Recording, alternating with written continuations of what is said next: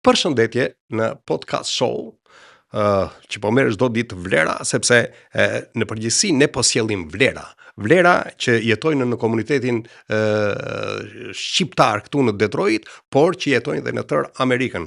Këta janë vlera që kanë dhënë kontributa jo vetëm këtu në Amerikë, por vlerat më të mëdha i kanë dhënë në Shqipëri dhe sot kam ftuar një mik që ka shumë vlera, që ka shumë specializime, specialist në fushën e sigurisë dhe mbrojtjes, karriere gjatë ushtarake po bio-shqiptar ky, ka mbaruar Akademinë Ushtarake në Shqipëri Dega Marin. Kush është ky? Everest Haxhi, ushtarak karriere. Miku im, po miku i gjithë shqiptarëve. Mirë se erdhe, Everest. Faleminderit Beni që më nderove me ftesën. Podcast show me të vërtet po bëhet një vlerë shtuar e komunitetit. Po ndiqet jashtëzakonisht dhe fakti që po bien gjithmonë edhe tepër figurat komunitetit të cilët japin kontributin jo vetëm këtu në Shtetet e Bashkuara të Amerikës, por edhe të shqetësuar për gjendjen e Shqipërisë, besoj që kjo do të arrisë vlerës thashë the show dhe besoj që në të ardhmen figurat të cilat do të vazhdojnë kontributin tek thashë the show. Ne dëgjoj, kontributi s'do jetë vetëm për thashë the show. Kontributi ton do jetë ne do zbulojmë vlera dhe këto vlera do japin kontribut edhe për Shqipërinë. Sepse ja ka ardhur një moment që këto vlera duhet të transferohen, specialistët më të mirë mund të shkojnë edhe në Shqipëri. Besoj dhe ky do të jetë edhe mesazhi, sepse është një pikë shumë e mirë që kapet që Shqipëria ka shumë burime, ka shumë mundësi që të rigjenerohet edhe me faktorin e brendshëm edhe me faktorin me të vërtet bio-shqiptar siç e përmende. Mundet që të ketë ardhme dhe të shpresat janë pikërisht tek ne. E di pse e them me shumë dëshirë këtë, sepse unë jetoj shumë kohë në komunitet dhe unë kam parë shumë njerëz të suksesshëm që sot menaxhojnë kompani të mëdha në Amerikë, kanë mbaruar shkolla të suksesshme, janë shumë të rregullt, janë shumë të disiplinuar, sepse vetë Amerika dhe shkolla amerikane i bën, domethënë, të betuar në profesionin e tyre dhe këta janë shumë zor për tu manipuluar, për tu korruptuar. Është një moment që ky brez, them unë, duhet t'jap kontributin, nuk duhet përsëris, po unë po lexoj pak biografinë e Everestit, që është një biografi e gjatë, o zot si do ta lexoj, sa është gjysmë anglisht, gjysmë shqip do t'ja fut, por duhet ta shikojmë dhe ta mendojmë që çfarë karriere dhe çfarë specializime ka marrë Everesti. Everesti e thash që ka mbaruar Akademinë Detare të Forcave Detare në Vlorë. Universiteti Stray Universiteti në Washington DC, Bachelor, Administrim Biznes. Universiteti Campbell, Washington DC, Administrim Biznes dhe Universiteti Campbell, Karolinë e Veriut, Administrim Biznesi. Po, Universiteti Ismail Qemali, Fakulteti Ekonomik, profili marketing, shkolla dhe kualifikimet e tjera pas universitare, kursi i diplomatëve të rinj në Universitetin Kombëtar të Mbrojtjes në Shtetet e Bashkuara të Amerikës në Washington DC, kursi luftës kundër terrorizmit, Qendra Studimore Strategjike për Azinë Nuk Lindore, Universiteti Kombëtar i Mbrojtjes së Shteteve të Bashkuara të Amerikës, shkurt 2009, Washington DC, kursi luftës kundër rreziqeve transnacionale, Qendra Studimore Strategjike për Azinë Nuk Lindore, Universiteti Kombëtar i Mbrojtjes në Shtetet e Bashkuara të Amerikës. Kursi menaxhimit të kapaciteteve detare kundër ndotjes. Deglazioni italian ekspert Dia 2006, komandanti i forcave detare Durrës. Kursi komunikimit operacional në Shtetet e Bashkuara të Amerikës, Newport, Rhode Island, SBA. Kursi ndërkombëtar i oficerëve detar për oficerët e shtabit të rojës bregdetare, po janar prill, Worktown, Virginia, SBA. Kursi menaxhimit të krizave në Shtetet e Bashkuara të Amerikës, Kriz Management, dhjetor 2002, janar, Worktown, Virginia. Kursi gjuhës angleze në Institutin Gjuhësor të Mbrojtjes në Shtetet e Bashkuara të Amerikës, kursi avancuar i oficerëve të bordit organizuar nga instruktor të rojës bregdetare amerikane, kursi trajnues specialiteti detar në Akademinë e Forcave Detare Italiane në Livorno, Itali, të them detyrë kryesore pas emërimit. Relator Coldwell Banker, Weir Manuel, Michigan, USA.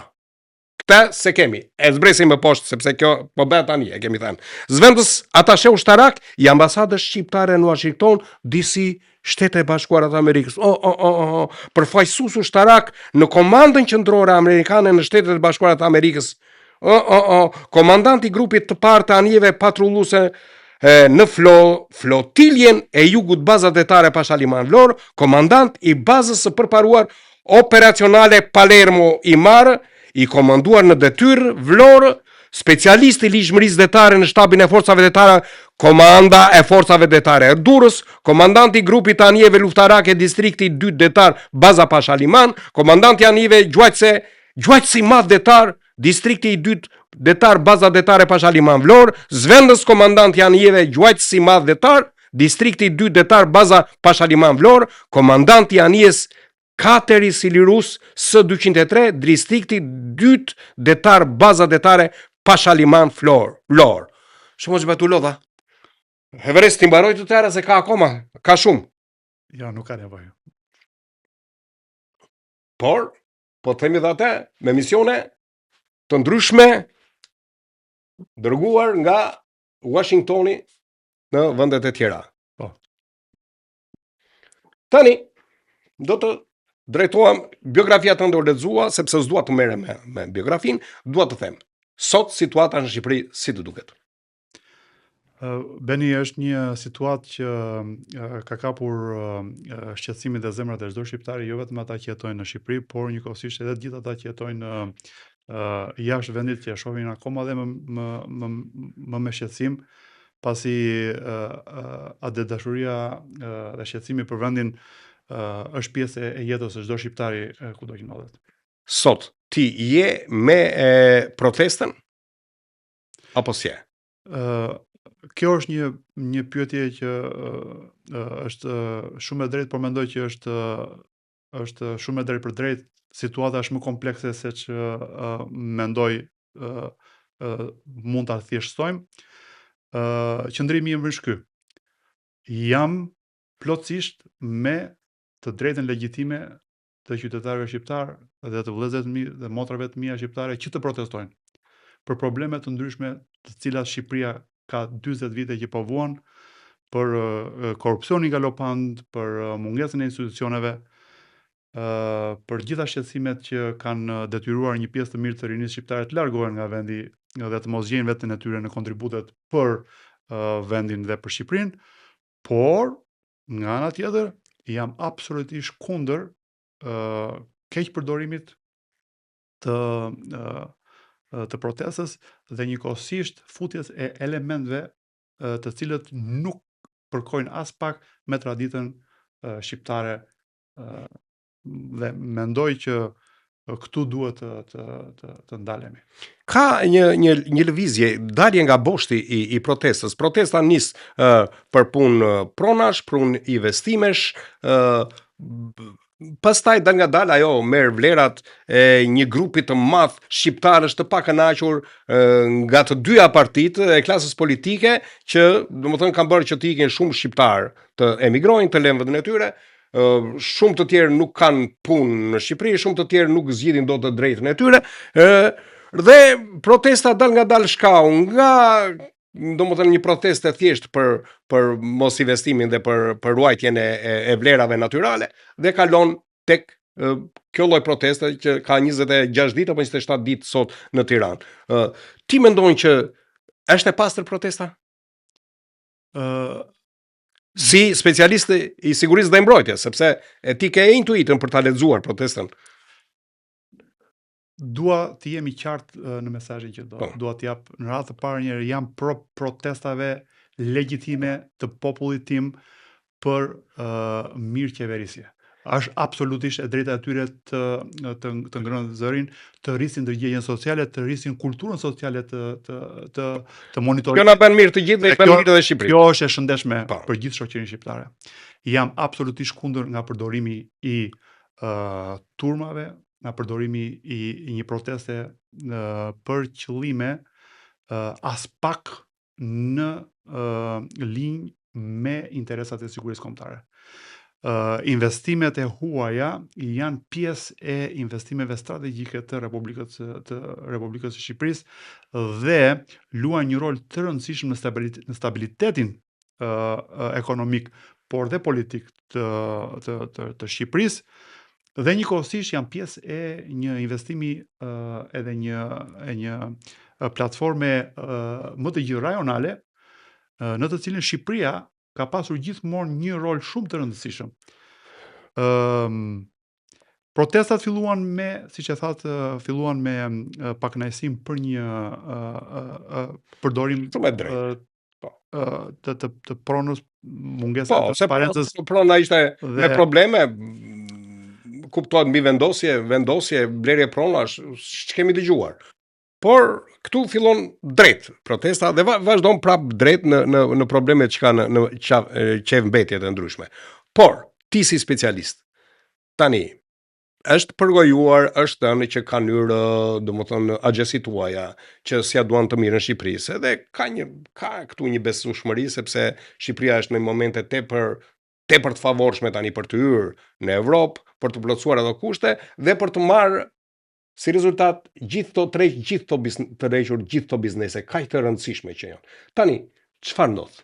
Indikatori Ka agjensi tuaja si e mendon ti si specialist? Indikatori më i mirë, treguesi më i mirë që na bën të shkojmë në këtë drejtim ishte akti i shëmtuar në ambasadën e Izraelit. Ajo nuk është shqiptare. Heqja e flamurit të Izraelit nga ambasada e Izraelit ishte një akt i jashtëzakonisht i shëmtuar, i cili ka një prapavi, ka një skenar anti-shqiptar, pasi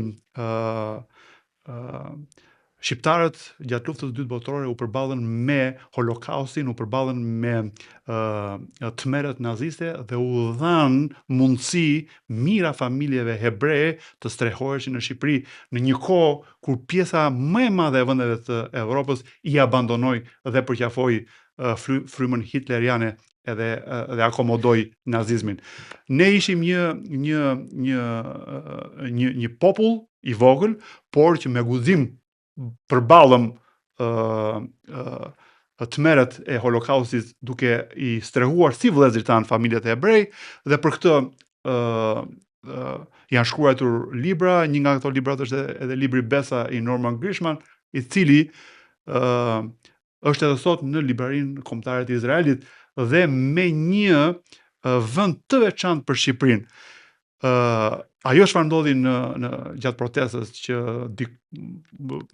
dikush ishte yri dhe uli flamuri. Tani, kjo ka të bëjë domethënë me një kundërshtim të kryeministrit Edi Rama, me që ky shkoi në Washington dhe u prit në mënyrë madhështore në parlamentin, foli dhe shumë bukur në parlament, duar trokitje, dhe ndodh ky fenomen. Ka edhe kjo, domethënë, godet kryeministrin apo godet Shqipërinë të gjithën? Sepse është një akt kështu, domethënë ti shkon dhe na ngre, po jemi ne që s'tëlem të bashkëpunosh. Tani thash edhe më parë në raport me kryeministrin aktual dhe në raport me të drejtën shqiptare për të protestuar për mënyrën se si ai qeverisë çdo shqiptar duhet ta kishte bërë atë shumë herë më parë, pasi qeveria Rama ka qenë e kapur nga shumë skandale. Kemi dy zëvendës kryeministra të cilët janë të akuzuar për korrupsion. Njëri është i arratisur nga vendi me akuza madhore për korrupsion dhe flet nga emigrimi. Ajo që është aktuale sot është në një hetim për afera skandaloze. Dhe kjo është e drejta legjitime e çdo shqiptari për të kërkuar qeverisë aktuale, të kërkuar transparencë, kërkuar monitorimin se si menaxhohet asetet kombëtare, por në këtë rast kemi një ndërhyrje, një influencë të huaj për të përbaltur imazhin e Shqipërisë dhe arritjet e Shqipërisë që ka bërë në fushën ndërkombëtare. Sot Shqipëria ka një pozicion. Këtë do të bëja pyetje. Si është sot Shqipëria në botë? Sot Shqipëria ka një pozicion shumë herë më të konsoliduar në arenën ndërkombëtare në aspektin e sigurisë dhe të mbrojtjes. Kjo pse? Sepse jemi vend i NATO-s. E para, hyrja në NATO-s kuptohet me mbështetjen e jashtëzakonshme të Shteteve të Bashkuara të Amerikës që e bën të mundur që të plotësonim standardet në kohë reale dhe të ishim pjesë e organizatës euroatlantike dhe e familjes perëndimore dhe vlerave perëndimore, por njëkohësisht edhe në politikën e jashtme, kryeministri Rama, do t'i japim kredi për atë që do t'i japim kredi, ka luajtur një rol shumë të rëndësishëm për ta përfaqësuar Shqipërinë për ato vlerat që ka dhe për mundësinë që partnerët strategjik të shikojnë në Shqipëri, ta shohin atë si një partner për investimet strategjike, për investime madhore, të cilat do t'i jepnin Shqipërisë një pozicion tjetër shumë herë më të rëndësishëm në rajon. Mos të harrojmë faktin që vetëm përpara një muaji, përpara se të ndodhin këto problemet e protestës dhe problemet e pronësisë, Zvërneci mendoj ishte po e them vlonjaqe sebepi. Por unë mendoj që ka të lidhur kryesisht me rëndësinë që po i jepej Shqipërisë për të bërë një fuqi energjetike në rajon. Jo pak përpara protestës u anuncua që Shqipëria do të ishte në pjesën në rrugën e kalimit të gazit të lëngshëm dhe do të përfitonte për një investimi amerikan disa miliardë dollarësh, dhe në këtë investim edhe me disa vendeve të tjera të rajonit do të arrihesh që Shqipëria të kishte një rol shumë herë më të rëndësishëm për rrugkalimet energjetike të rajonit. Përkohën kjo me plane strategjike amerikane dhe kjo i jepte Shqipërisë, i rriste i jepte peshën, i rriste shumë peshën specifike në plus dhe jep dhe siguri të madhe. Dhe unë mendoj që këto protesta filluan menjëherë pas anuncimit të këtij investimi madhor strategjik. Investimi i Zvërnecit nuk afrohet absolutisht me investimin strategjik të rrugëtimit të energjisë, sepse luftat në botë sot bëhen për energjinë. Shqipëria është një pikë nyje e rrugkalimit të energjisë. Portet e Shqipërisë, porti i Durrësit edhe porti i Vlorës, do të jenë portet kryesore të hyrjes edhe të daljes së kalimit të rrugës energjetike. Mos harrojmë që të gjitha vendet e Ballkanit perëndimor nuk kanë atë dalje në det siç e ka Shqipëria, dhe kuptohet edhe në planin amerikan. Këto ishin dy vendet kryesore, Greqia dhe Shqipëria, të cilët do të ishin porta hyrëse e gazit të lëngshëm në Ballkan dhe në Evropën juglindore. Everest, ti ke qenë në Washington, ke jetuar në zemër atje, ke patur takime çdo ditë me general, çdo ditë, ke patur takime me ushtarak të fuqishëm amerikan, me miq, takime, leksione të ndryshme, nga ato që ti ke përjetuar. Si ke dalë në përfundimin ti? Amerika është e sinqertë me Shqipërinë? Këtë unë e di për vete, po dua të shuaj, domethënë, atë që fjalë që vërtitet sot në për Shqipëri, që ka dhe njerëz që me aq forcë sa kanë, dhe fuqi sa kanë, që të prishin marrëdhëniet më të mira që kemi patur me çdo shtet tjetër, me Shtetet e Bashkuara të Amerikës. Shqipëria është Shtetet e Bashkuara të Amerikës. Po në konceptet e sigurisë dhe të mbrojtjes, sinqeriteti është një koncept shumë romantik. Vendet lidhen me interesa. Rëndësia më e madhe është që Shqipëria i përkon interesat e saj kombëtare me Shtetet e Bashkuara të Amerikës, edhe kjo është elementi më i rëndësishëm në konsolidimin e marrëdhënieve dhe suportit që ne kemi prej Shteteve të Bashkuara të Amerikës. Mos ta harrojmë, dhe dua t'ia përcjell jo vetëm shqiptarëve, qytetarëve të mi të Vlorës, Tiranës, të Elbasanit, të gjithë Shqipërisë, por gjithë faktori shqiptar në Ballkan, që elementi i vetëm i ekzistencës së kombit shqiptar në Ballkan ka qenë Shtetet e Bashkuara të Amerikës, dhe jo shumë kohë, po vetëm 2-3 vjet më parë, falë mbështetjes së Shtetet e Bashkuara të Amerikës, u bë që në Ballkan kishim 4 kryeministra shqiptar.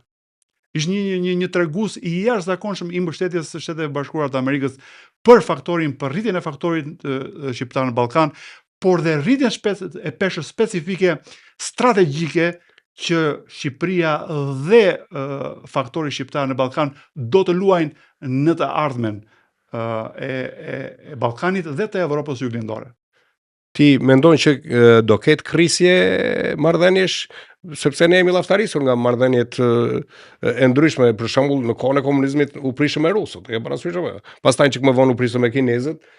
Tani ne jemi në kulme me këtë shtet kaq të madh. Do ketë krisje marrëdhëniesh, si e mendon ti, me që ke jetuar gjatë? Ka lëviz Amerika në variantin që ka një protestë dhe mund të thotë që rini atë mbani vendin dhe rini atje ku jeni? Absolutisht jo. Investimi strategjik i Shteteve të Bashkuara të Amerikës në Ballkanin Juglindor është afatgjat, ka disa dekada që është hartuar, është projektuar, po implementohet sipas hapave të caktuara. Kuptohet që elementët strategjik të implementimit janë të detajuara dhe janë bërë pjesë e tyrezave dhe të protokolleve të ndryshme në takimet midis qeverive përkatëse, dhe dua të siguroj gjithë faktorin shqiptar që Shtetet e Bashkuara të Amerikës do të jenë për krah shqiptarëve dhe për krah faktorit shqiptar për një kohë shumë të gjatë, për një investim jo vetëm për stabilizimin e Shqipërisë, jo vetëm për stabilizimin e Ballkanit, por për stabilizimin e gjithë Evropës Juglindore dhe për stabilizimin e Evropës. Fakti që Shtetet e Bashkuara të Amerikës arritën të shkëpusnin Shqipërinë, Maqedoninë e Veriut me një mbështetje të jashtëzakonshme për shqiptarët atje, krijimi i shtetit Kosovës, një shtet i dytë shqiptar në Ballkan, mbështetja e Malit të Zi dhe e faktorit shqiptar në Tuzë dhe rritjen e përfaqësisë politike të shqiptarëve në parlamentin e Malit të Zi, këto janë të gjitha investime të Shteteve të Bashkuara të Amerikës. Ardha e ambasadorit të ri, një ushtarak me shumë karrierë ushtarake, i dal në pension, por në këto momente është përfaqësuesi ambasadori i SBA-s në Shqipëri. Si e mendon? Si e komenton? Ti si ushtarak me ushtarak. U mendoj që emërimi i ambasadorit është jashtëzakonisht i rëndësishëm, sepse tregon në radhë parë rritjen e rëndësisë së pasjes së një prezence zyrtare diplomatike për të marrë vendime lokale, pasi deri tash ka qenë akorduara me punë, nuk ka qenë zyrtarisht me titullin e plot ambasador. U bë një kohë gjatë që nuk ka pasur një ambasador të plot të emëruar, të kaluar në detyrë. Mendoj që ardhja e tij do të jetë një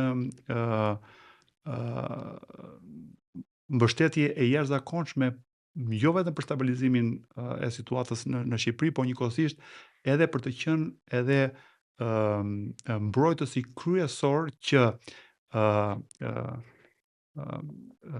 elementet e planit strategjik që Shqipëria të jetë pjesë e korridorit energjetik të jenë të pacënuara, të jenë të pa... Kjo është shumë e rëndësishme. Kjo është shumë e rëndësishme. Bekardhja është shumë e rëndësishme. Por mos harrojmë që ka pasur disa elementë të cilët çuan në ardhin e ambasadorit, nuk ishte vetëm konfirmimi i menjëhershëm dhe i përshpejtuar në Senatin Amerikan i ambasadorit, por njëkohësisht ishte edhe ardhja e shpesht e ambasadorit amerikan të NATO-s në Shqipëri. Me takimet me qeverinë aktuale, takimet me ministrin Nufin, ministrin e Mbrojtjes, bazat dhe ato vendqëndrimet të cilat do të jenë pikat kryesore që do të garantojnë mbrojtjen e këtij investimi strategjik. Këto janë të gjithë indikator që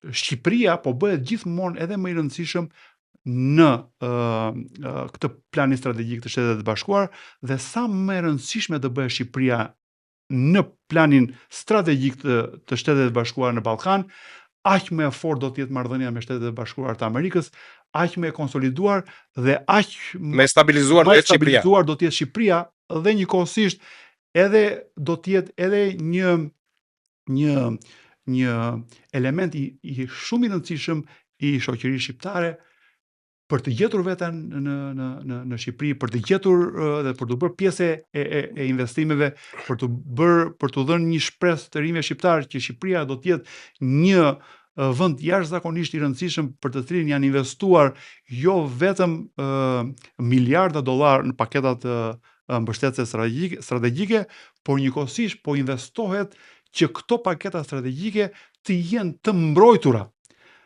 nga të gjitha elementet e destabilizimit, por dhe nga elementet e keqjadashjes apo vende dhe grupe të cilat nuk kanë interesat të përbashkëta me Shtetet e Bashkuara të Amerikës dhe që shërbimet e tyre informative investojnë jashtëzakonisht që situata në Shqipëri të jetë gjithmonë e destabilizuar.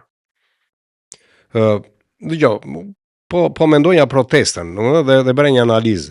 Ditët e para të protestës dolën drejtues të tjerë, domethënë folën, dal nga dal, kishte 4-5 dhe pas dhe në emisione dhe intervista në televizionet e Kosovës, dolën 4, 5, 6 që s'dilnin që jemi, po ruanin një lloj modestie që si jemi ne, por në realitet qefi mënyrën se si e jepnin intervistën, thoshin që jemi ne.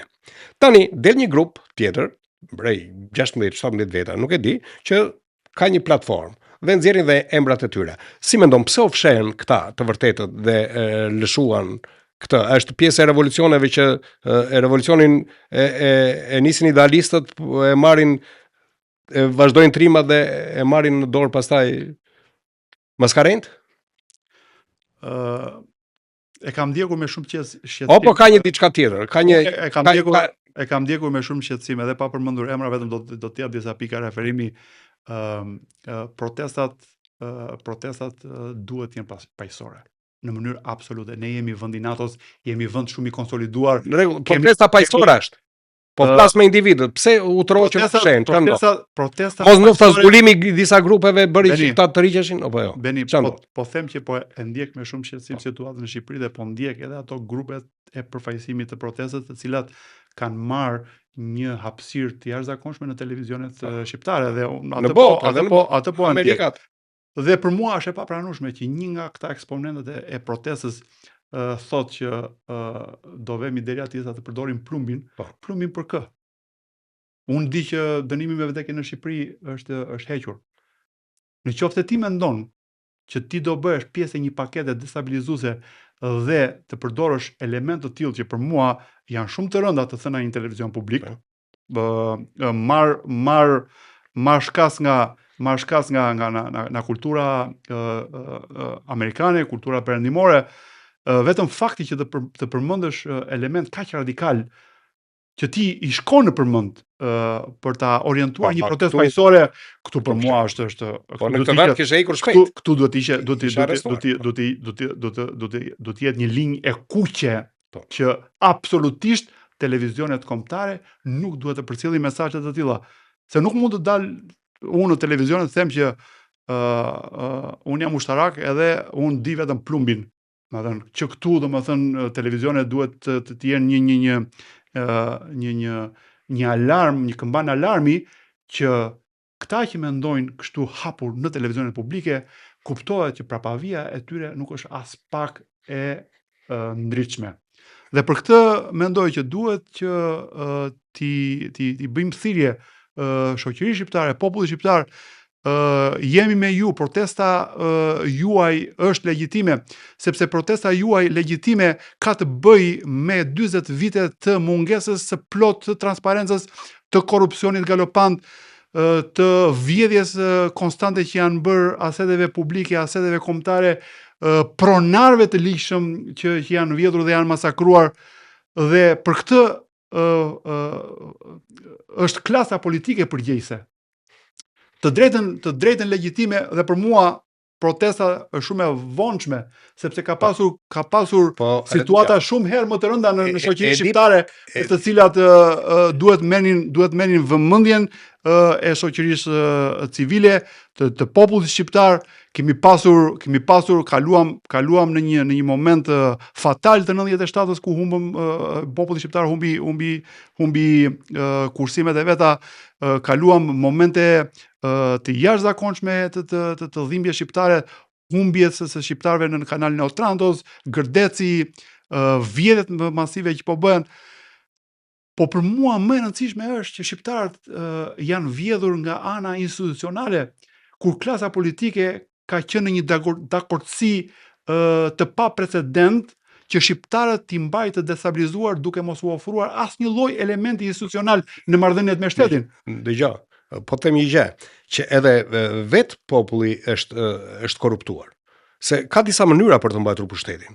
Ka shumë, po një nga mënyrat është korrupto njeriu, atë që ti e drejton. Shqipërisë këta i futën shumë vese.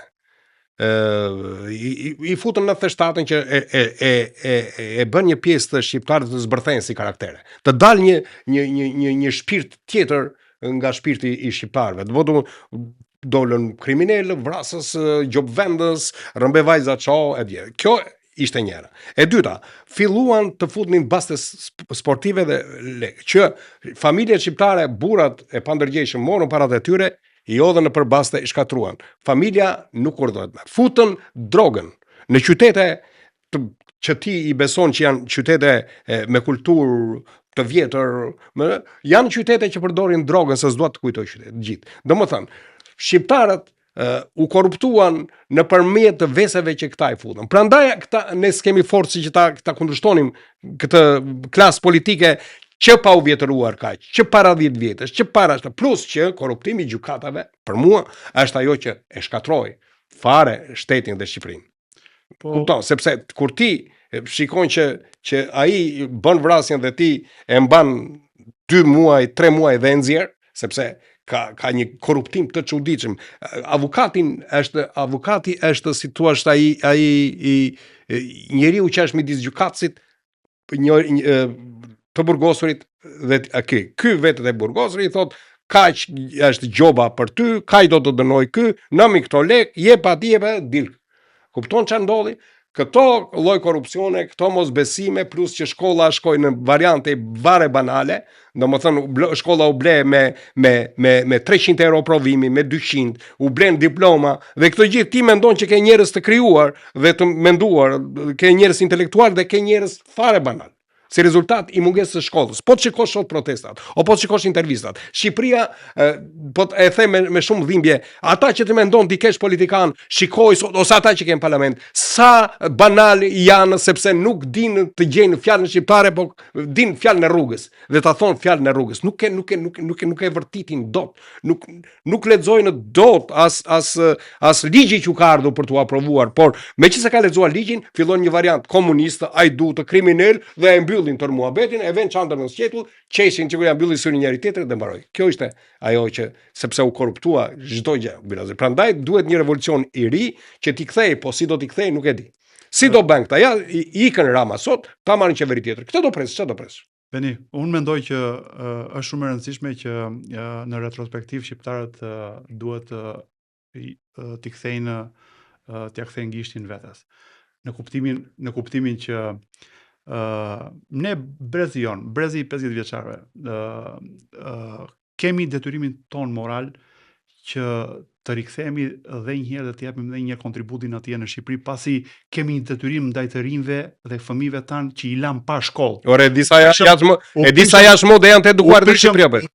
U prishën shkollat, u prish institucioni i familjes, u prish institucioni i shkencor, nuk pati asnjë lloj elementi investimi, por duhet ne jemi brezi i tranzicionit, por ka ardhur koha për çfarë po ndodh në Shqipëri dhe po të shohësh me keqardhje që një pjesë e mirë atyre protestuesve janë djemë dhe vajza të rinj, ata që ne i lam pa shkollë. Po.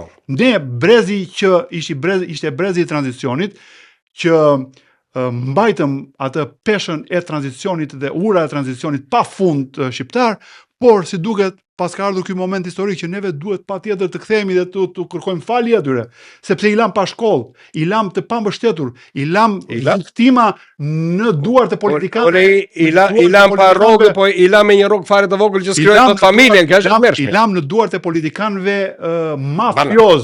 Për mua shqetësimi kryesor, dhe dua ta them se pse ka shpresë, sepse shqetësimi kryesor që ka qenë edhe kur kam shërbyer në Washington, që Shqipëria ka qenë shumë e rëndësishme në planet afatgjate strategjike të Shteteve të Bashkuara të Amerikës, dhe kuptohet që investimi më i madh që Shtetet e Bashkuara kanë bërë në Shqipëri, kanë bërë tek institucionet, sepse kanë dashur që të standardizojnë institucionet, sepse institucioni e mban vendin.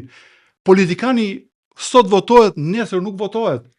Por institucioni, ai teknokrati, ai është shtylla dhe themeli i shtetit i cili do të vazhdoj që të japi kontributin e vet, edhe kur një klasë politike ikën nga zgjedhjet, edhe një klasë tjetër pason sipas të gjitha elementeve të demokracisë. Por ka një element shumë të rëndësishëm në shoqërinë shqiptare që unë dua ta përmend. Është rritur ndjeshëm një ndjenjë anti-amerikanizmi. E pa precedent. Dhe unë e di ku e ka shkakun, e di ku është akumuluar. Klasa politike shqiptare është përgjegjëse për këtë, sepse në momentin që Shtetet e Bashkuara të Amerikës kanë futur dhe kanë bërë Shqipërinë dhe faktorin shqiptar në Ballkan partner strategjik për investime madhore në Shqipëri, kuptohet që linja zyrtare e Washingtonit është e patjetërsueshme, kurse politika shqiptare i trumbeton popullit dhe shoqërisë shqiptare që linja e ambasadorit amerikan, që është zëdhënësi përgjegjës i kryesor zyrtar i qeverisë amerikane, i ka qëndrimet ndaj politikanëve të ndryshëm, i ka qëndrime personale apo i ka me tendenca apo me cinizëm. Absolutisht kjo është shumë e gabuar. Dhe këtu po përmend një nga ata që ka bërë një punë shumë të dobët edhe jashtëzakonisht keqjadashe, ka qenë kryetari i opozitës Ali Berisha. Ai e filloi luftën ndaj ambasadorit amerikan, ai e filloi luftën ndaj institucioneve amerikane në momentin që Departamenti i Shtetit i dha atë dizenjimin e tij. Nuk dua të komentoj si ja dha, pse ja dha, sepse Shtetet e Bashkuara të Amerikës, po e them edhe për bashkëdhetarët e mi, i kanë të pa fund dhe pa limit burimet e shërbimeve informative. E kanë informacionin në kohë reale, dhe vendimet që i mbarin jashtëzakonisht të kujdesshme dhe shumë të bazuara në informacionin që kanë. Nuk duan ata që të shpallin non grata politikan, sidomos në vendet partnerë strategjik, pse se nuk duan të destabilizojnë këto vende.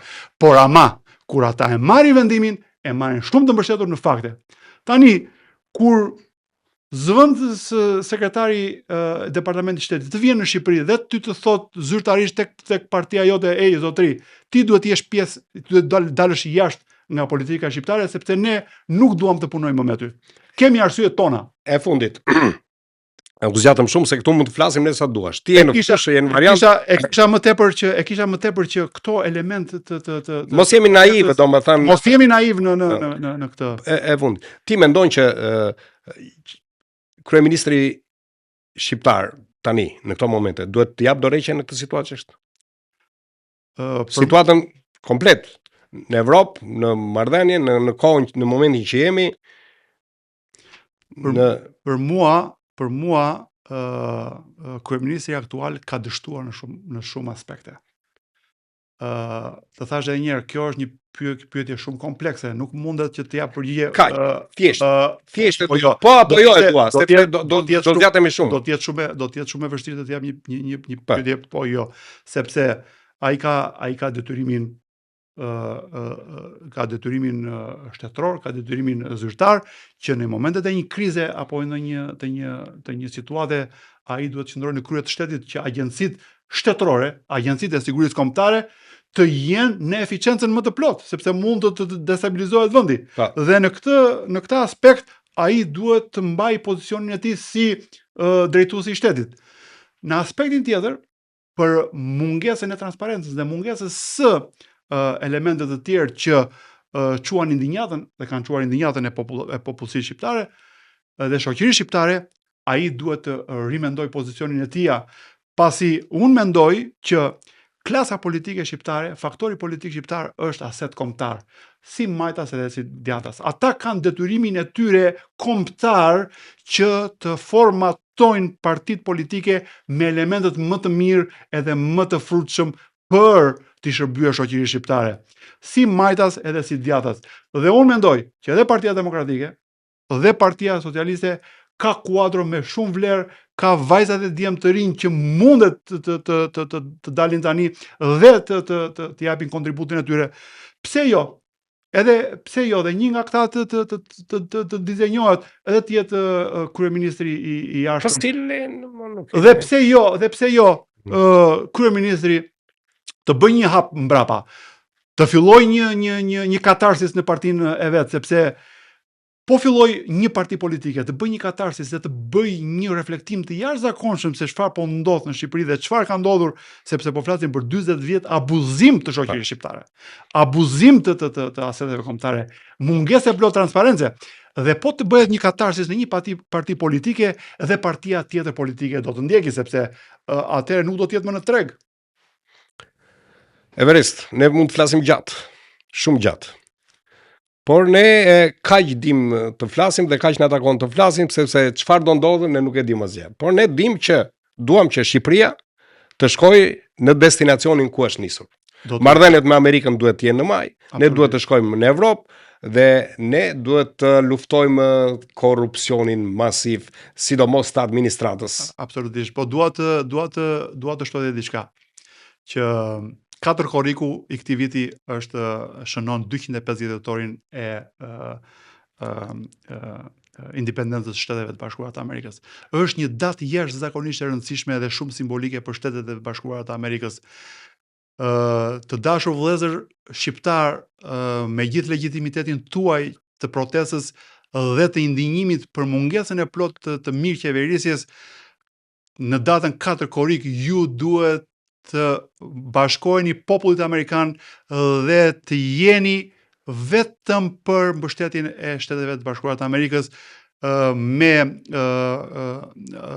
gëzimin e madh dhe me atë sinqeritetin e madh që përmendni dhe Beni, që kemi një partner aq të rëndësishëm që do të jetë pjesë dhe garantor i së ardhmes së Shqipërisë. Data 4 korrik nuk duhet të jetë datë proteste kundër Amerikës, nuk duhet të jetë datë proteste për të iniciuar ato elementet e anti-amerikanizmit që kemi parë, por duhet të dalin të gjithë me flamurët amerikan dhe t'i themi Happy Birthday Amerika, gëzuar ditëlindjen në Amerikë, gëzuar për gjitha dhe faleminderit për gjithë mbështetjen që na keni dhënë. Faleminderit dhe ty Everest, ishim me Everest Axhi, ushtarak karriere, një njeri që ja vlen ta dëgjosh, ja vlen dhe të marrësh mendimin, por nga njëri ja vlen që edhe ta marrësh përsëri, ta çosh në Shqipëri dhe të punoj për Shqipërinë. Faleminderit, na ndiqni lutem, presim komentet tuaja, presim like-et tuaja, presim të na bëni sa më shumë followersa. Mirupafshim në një podcast tjetër me një të ftuar tjetër. Pafshim.